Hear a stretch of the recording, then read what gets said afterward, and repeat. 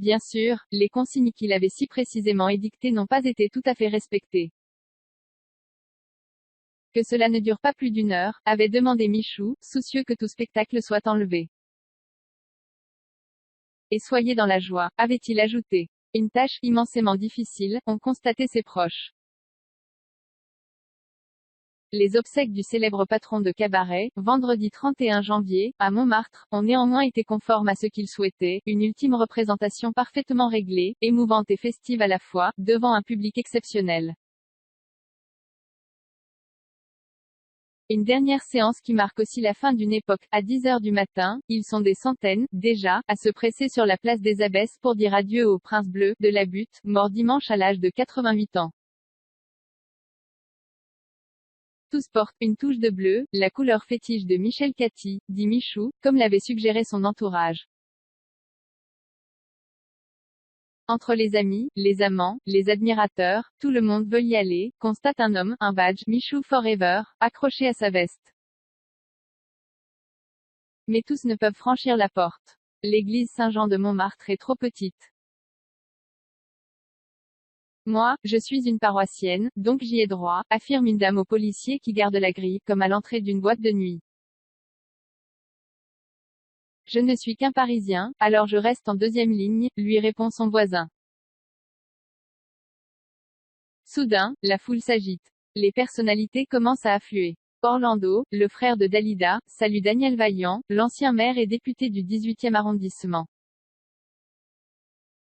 Les curieux tentent de reconnaître les vedettes un peu vieillissantes qui surgissent, Chantal Goya et Jean-Jacques Debout, Denise Fabre, Daniel Gilbert, Patrice Laffont, Julien Lepers, Claude Lelouch.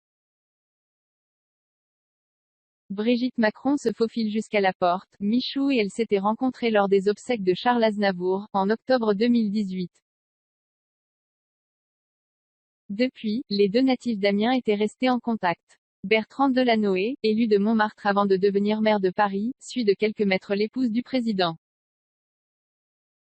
Ils vont rejoindre au premier rang Alain Juppé, lui aussi élu de l'arrondissement bien avant d'accéder à Matignon.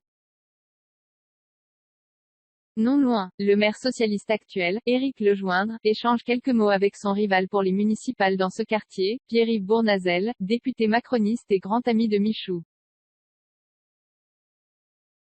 La cérémonie vire presque à la réunion politique quand un autre candidat encore, le forain Marcel Campion, s'avance au premier rang pour serrer la main d'Alain Juppé et embrasser Brigitte Macron. Le cercueil bleu capitonné arrive enfin, précédé par les tambours des petits Poulbeaux, auxquels Michou était très attaché.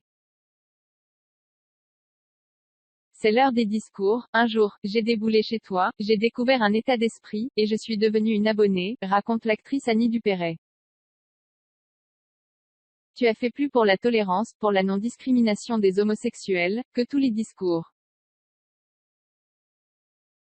À la sortie de l'église, les obsèques s'achèvent comme les spectacles de Michou, la foule applaudit, et ébauche quelques pas de danse sur l'air d'On vous le dit avec des fleurs. Le cercueil, lui, est placé dans une limousine bleue, avant d'être enterré au cimetière Saint-Vincent de Montmartre.